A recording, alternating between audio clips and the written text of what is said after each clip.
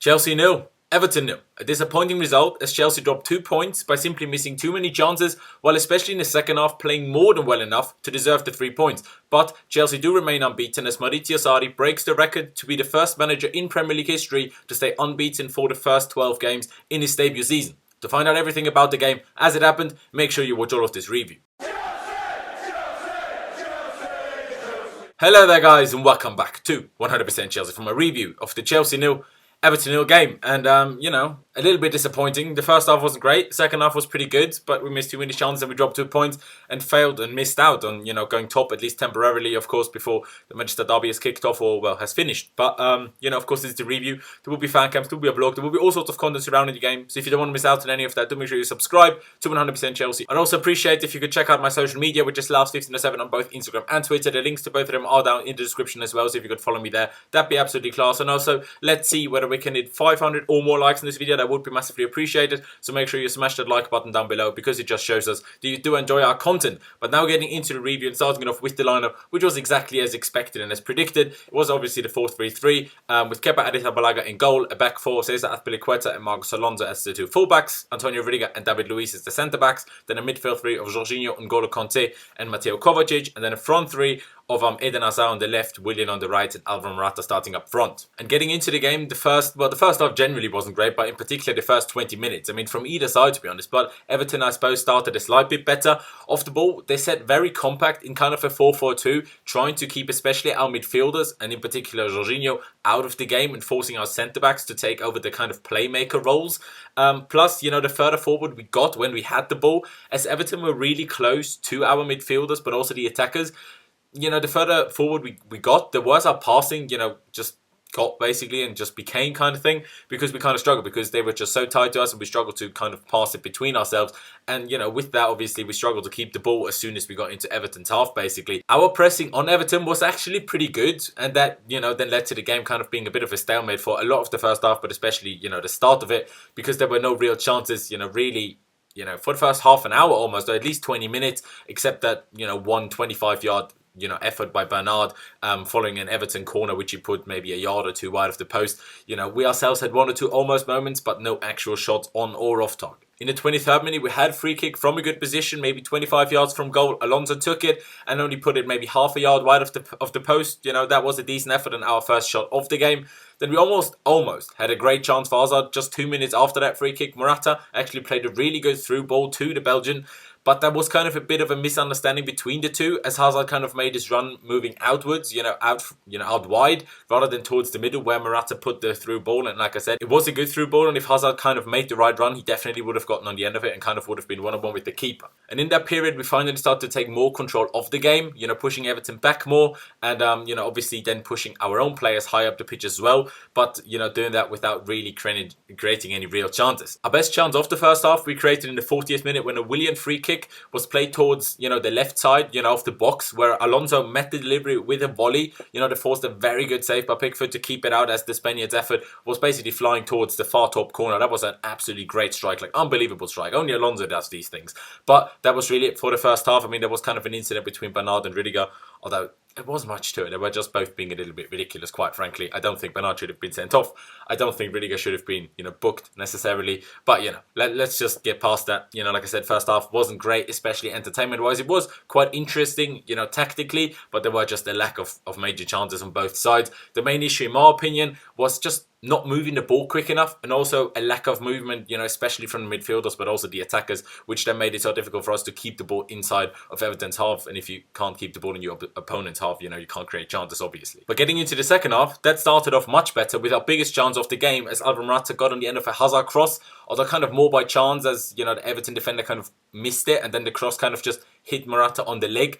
And, from there, it did go on target and needed a great save for Pickford to keep it out. But if Morata somehow managed to get a little bit more power on that, that definitely would have been a goal, but still needed a great save from the keeper. And generally, just our start to the second half was much, much better. Way more on the front foot, getting a lot closer to creating big chances and a lot more often as well. And then with just under an hour played, it got incredible. Like, it got so crazy. Just a crazy maybe 10 minutes or so of the game. Like, ridiculous. David Luiz with an incredible over-the-top ball to Willian, who got to the ball just in front of the keeper, but his touch let him down a little bit. I thought maybe he could have tried to poke it past with his first touch, but he didn't. Like I said, his touch let him down and he had to go out wide to keep the ball in play. Then crossed the ball to Morata, who then went down following a challenge by Jerry Mina.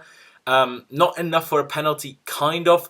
Although, seeing that, Jerry Mina didn't even look at the ball and just tried to grapple with Morata. Yes, Morata held on to him as well, but Mina didn't even look at the ball. And usually those are given as a penalty. I don't necessarily think it has to be a penalty.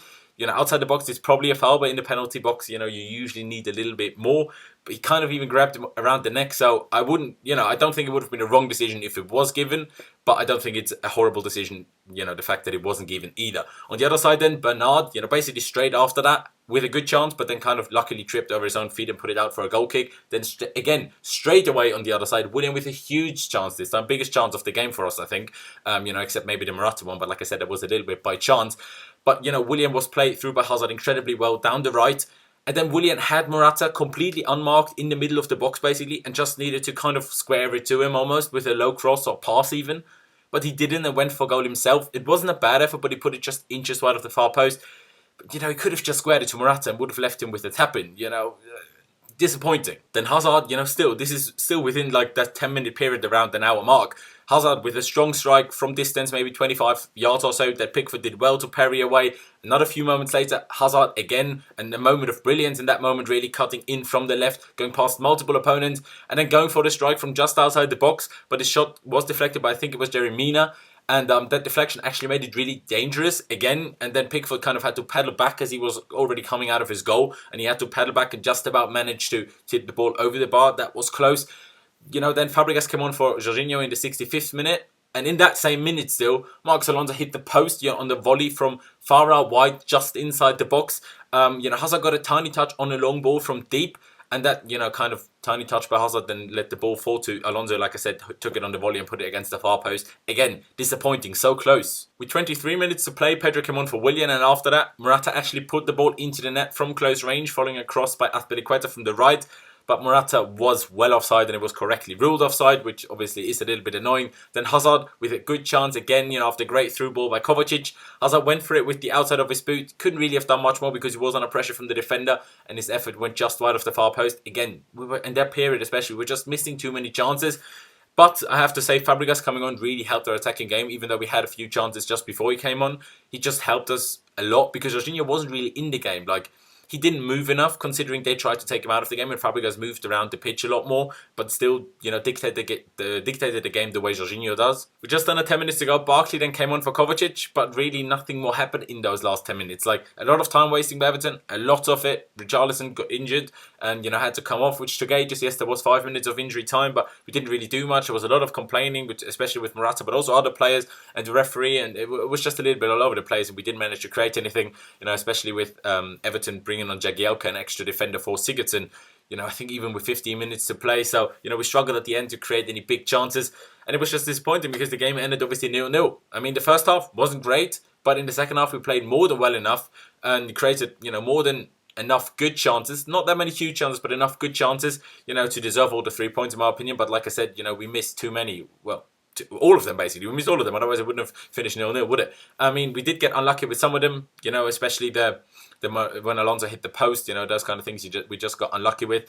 But also the Willian one, that one in particular, in my opinion, is just very disappointing because you could have easily squared it to Morata and give him a tap in, like I said already. So that one was disappointing, and obviously that's why it feels like, well, it is 2 points dropped for us. A few players I do want to mention, I said it previously already, Fabregas was very good when he came on and gave us a different dimension, attacking-wise, with a lot more movement than Jorginho, like I said already. I also thought that Marcos Alonso and Kovacic had decent games, had good games actually. Hazard was decent as well. He was very good in some spells, but then a little bit invisible and not really in the game for some other part of the game. Not necessarily down to him, but more because we didn't get enough control of midfield to basically get him into the game enough basically. And on Morata, well, I actually thought Morata was good today. He didn't get the goal. He got the goal from offside. Played quite well, I think. Decent passing, decent hold-up play. I thought he was good. In the last 10 minutes, though, he just kept moaning to the ref. Rightly so, I understand it, because Everton were time-wasting a lot. But just, there's no point. It's not going to make it quicker. It's just going to make the ref annoyed with you. He didn't get a few of the penalty decisions. Like I said, the one with Mina, I still think could have been one. Doesn't necessarily have to be one, but it certainly could have been. So, it is a little bit disappointing. And then in injury time, he had this moment where he was at the corner flag. and try to hold the defender off, but instead of passing it when I think Alonso was fairly, free, not far away from him, just kept it for too long and then lost the ball, which was a little bit annoying, in injury time. Like I said, throughout majority of the game until the last 10 minutes, I thought it was good. But then the last 10 minutes were a little bit meh. But, that wasn't great. But still, I just think, again, people are way too harsh on Morata. At least the people I saw speak about it. And, just leave it off. Like, he was good today. It was definitely not down to Morata that we didn't win today. Definitely wasn't. But yeah, overall, disappointed, dropped 2 points as we could have gone top, at least temporarily, obviously before the Manchester derby. But like I said already, we do remain unbeaten until after the last international break of the year, which even if today's result isn't great, is disappointing, is very impressive. And, Sarri broke the record of being the first Premier League manager in history to, not lose any of his first 12 games in the Premier League, basically. So, that is very impressive. But to be honest, that's really it for me.